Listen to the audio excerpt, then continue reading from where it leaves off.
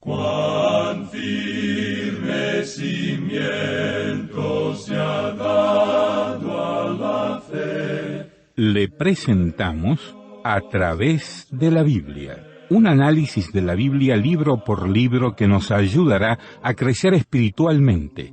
Estos estudios fueron diseñados por el Dr. J. Vernon McGee, destacado maestro y expositor de la Biblia. Acompáñenos en este fascinante recorrido a través de la Biblia. La palabra de Dios. Llegamos ahora en nuestro estudio al Evangelio según San Mateo. Hay solamente 28 capítulos en este libro, pero es un libro muy importante. El hecho es que es uno de los libros claves de la Biblia.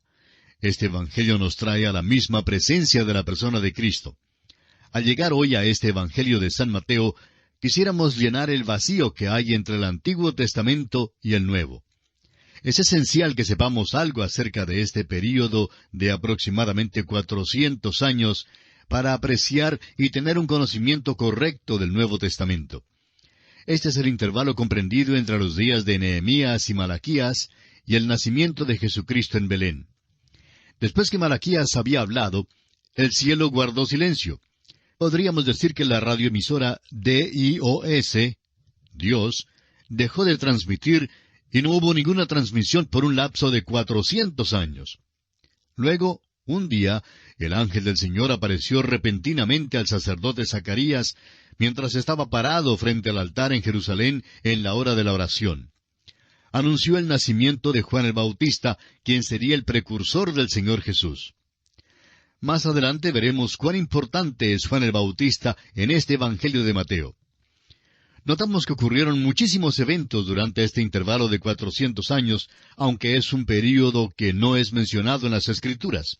Sin embargo, este período fue un tiempo conmovedor y emocionante en la historia del pueblo judío, y a la vez fue un tiempo trágico. Las condiciones internas de Judá sufrieron una transformación radical.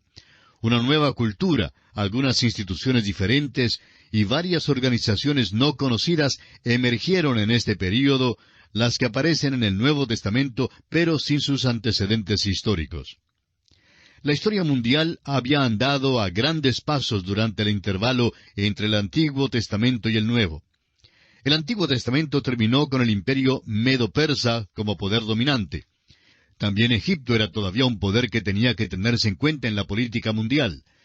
Durante el intervalo entre los dos testamentos, ambos países desaparecieron gradualmente como naciones sobresalientes.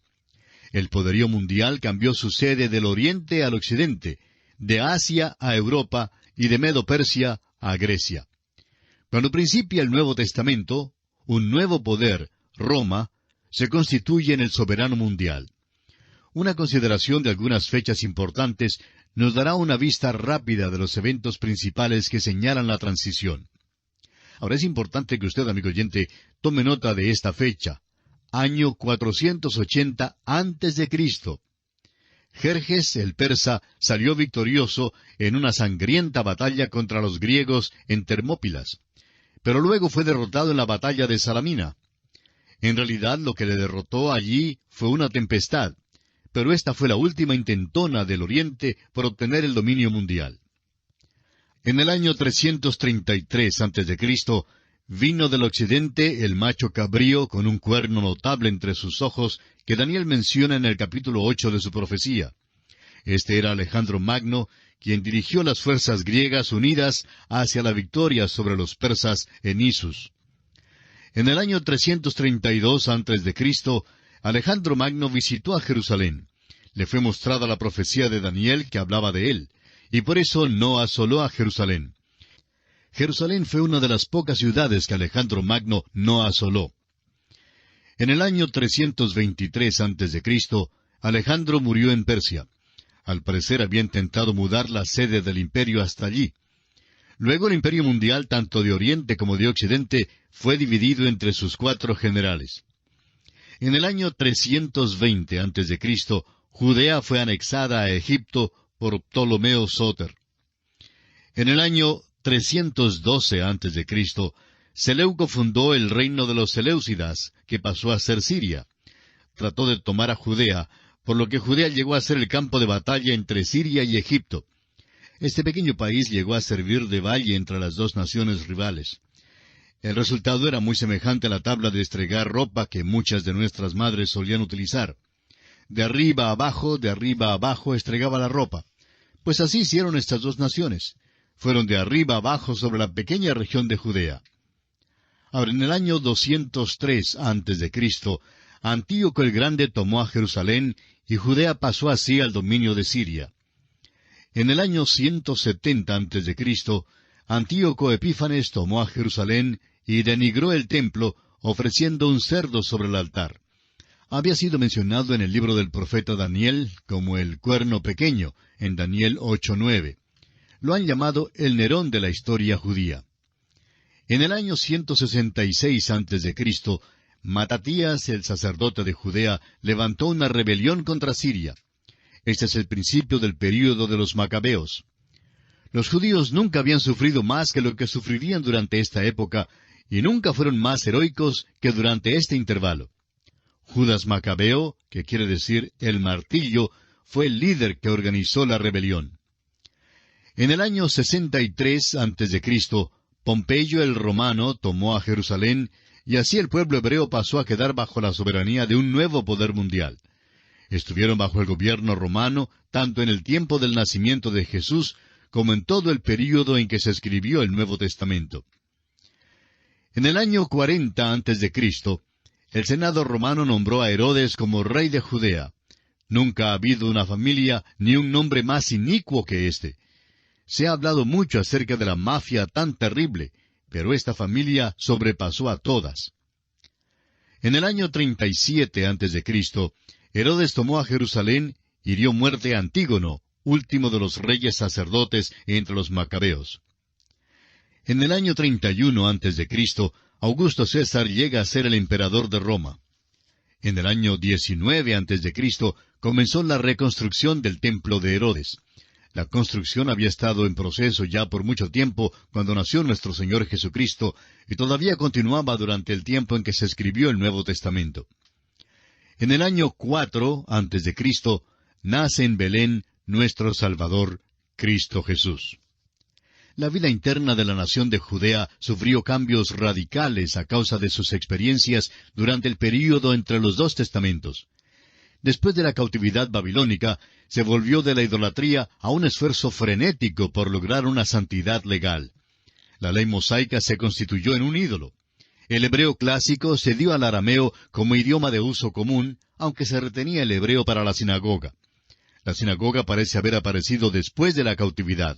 Llegó a ser el centro de la vida en Judea, y a donde quiera que fuera que hubiese hebreos en el mundo, también surgió entre esta nación un grupo de partidos y agrupaciones que son mencionados en el Nuevo Testamento, pero que nunca se mencionaron en el Antiguo Testamento.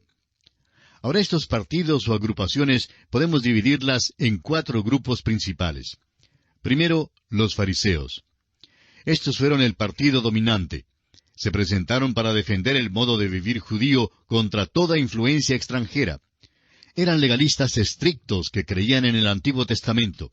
Eran nacionalistas en cuanto a la política y querían restaurar el reino al linaje de David. Por eso fue un partido religioso político. Hoy en día los llamaríamos fundamentalistas hablando teológicamente y muy derechistas hablando políticamente. El segundo grupo eran los saduceos. Los saduceos se integraron a los ricos y a los que se inclinaban a la vida social, los que querían desprenderse de las tradiciones. A propósito, ¿no le recuerda eso la hora presente?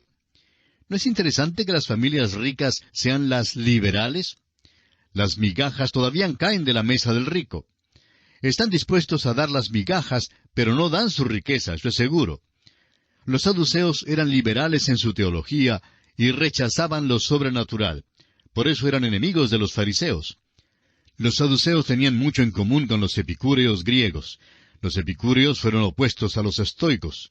Los epicúreos creían en el lema, come, bebe y regocíjate porque mañana mueres. A veces es posible que tengamos un concepto algo equivocado en cuanto a ellos, pues en la realidad intentaban alcanzar la vida buena. Pensaban que la manera de vencer el cuerpo era dándole rienda suelta y desenfrenada. Muchísimas personas creen que esa es la respuesta hoy en día. Pero, amigo oyente, en aquel entonces sometieron a prueba tales teorías y no dio buenos resultados. Así que tampoco podemos hoy obtener buenos resultados en esas condiciones. Ahora, el tercer grupo era el de los escribas. Los escribas eran un grupo de expositores profesionales de la ley que existían desde los días de Esdras. Llegaron a ser los que se preocupaban solo de minuciosidades, dando mayor importancia a la letra de la ley que al espíritu de la ley. Cuando el viejo Herodes llamó a los escribas, indagándoles dónde había nacido Jesús, ellos conocían muy bien la letra de la ley, sabían que había sido en Belén. Uno hubiera pensado que habrían viajado en camello y habrían ido hasta Belén para ver a Jesús, pero tal cosa no les interesaba. Su prioridad era solo la letra de la ley. Amigo oyente, es un peligro el simplemente desear tener la información y el conocimiento de la Biblia y luego no dejar que tal conocimiento llegue a ser parte integral de nuestras vidas. Sí, es verdad que se puede estudiar los bosquejos bíblicos y aprender todos los datos básicos y aún no encontrar la salvación. Bien se puede conocer todo lo que se refiere al anticristo, a la bestia, la predestinación, el libre albedrío, elección y muchos otros temas bíblicos. Es posible que se conozca teológicamente las verdades bíblicas sin que tales verdades realmente tomen posesión de su corazón. Los escribas estaban en tal categoría. A veces creemos que hoy en día las personas menos compasivas que conocemos figuran entre los presumidos fundamentalistas, quienes estarían dispuestos a destruir una persona solo para poder sostenerse en un pequeño punto que les parece ser correcto. Ahora, permítanos decirle, amigo oyente, que es sumamente importante que conozcamos bien la palabra de Dios. Es un logro loable y digno de ser estimulado. Pero simplemente conociendo los datos de la Biblia no es suficiente. El Espíritu de Dios debe ser nuestro Maestro, como lo hemos dicho repetidas veces en este programa, y Él debe tomar posesión de nuestros corazones. También este conocimiento bíblico no es sólo para nuestro beneficio, sino que debemos compartirlo con otros. Hay que integrar este conocimiento a cada aspecto de nuestras vidas. Bien, el cuarto grupo era el de los herodianos. Los herodianos era un partido que existía en los días de Jesús, y sus integrantes eran estrictamente oportunistas políticos. Buscaban mantener al linaje y familia de Herodes en el trono. En otras palabras, su único anhelo era ser miembro del partido gobernante. Ahora, el período entre el Antiguo y el Nuevo Testamento fue un tiempo de gran actividad literaria, a pesar del hecho de que no hubo entonces ninguna revelación de Dios. El Antiguo Testamento fue traducido al griego en Alejandría y Egipto durante el período desde el año 285 a.C. hasta el 247 a.C. Fue traducido por una comisión integrada por 6 miembros de cada una de las 12 tribus. Por esto la traducción lleva el nombre de la versión de los 70. Esta versión fue utilizada por el apóstol Pablo y al parecer nuestro Señor Jesucristo también la citó. Los libros apócrifos del Antiguo Testamento fueron escritos en esta época. Estos son 14 libros que no llevan ninguna evidencia de inspiración divina. Hay 2 libros que llevan los nombres de 2 hombres del Antiguo Testamento, pero no hay evidencia alguna de que estos 2 fueran los autores. Son los Salmos de Salomón y el libro de Enoc. Aunque este es un período marcado por el silencio de Dios, sin embargo, es evidente que Dios estaba preparando al mundo para la venida de Cristo.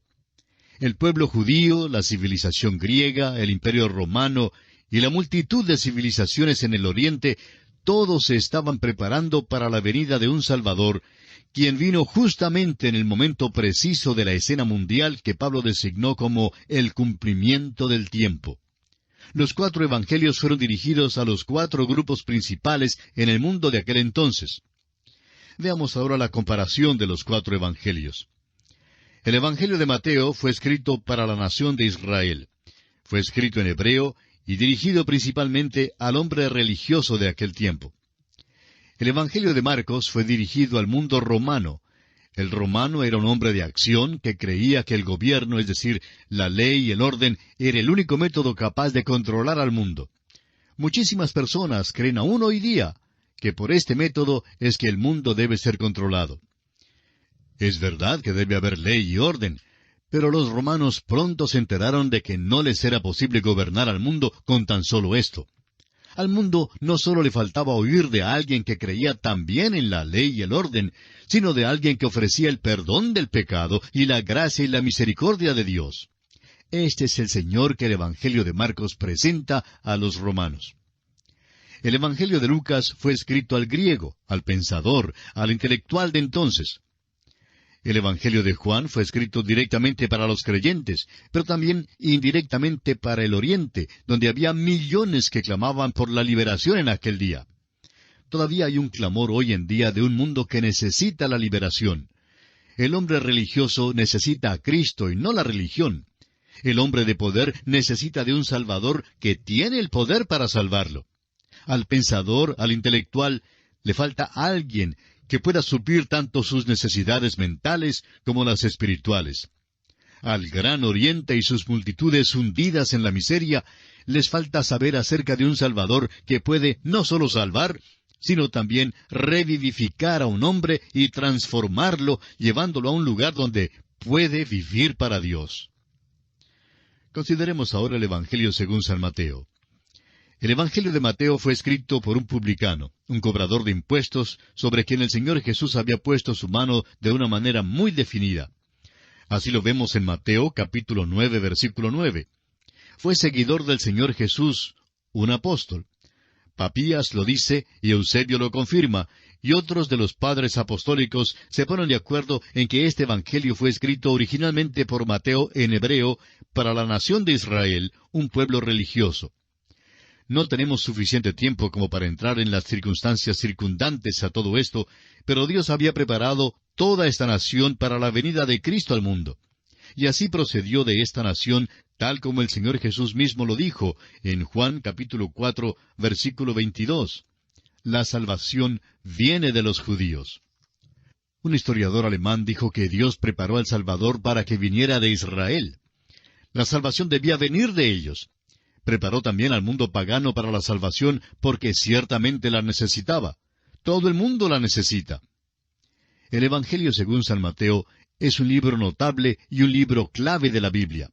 Vuelve su mirada al Antiguo Testamento y reúne allí más profecías del Antiguo Testamento que cualquier otro libro. Y esto es de esperarse, puesto que fue escrito principalmente para los judíos. Pero al mismo tiempo avanza más en cuanto a las enseñanzas del Nuevo Testamento que cualquiera de los otros evangelios.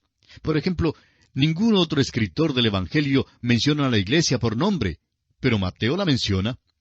Solo él anota las palabras de nuestro Señor Jesucristo en el capítulo 16 y versículo 18, cuando dijo, «Sobre esta roca edificaré mi iglesia». Aún Renan, el escéptico francés, dijo que este Evangelio era el libro más importante en todo el cristianismo, posiblemente el más importante que jamás haya sido escrito.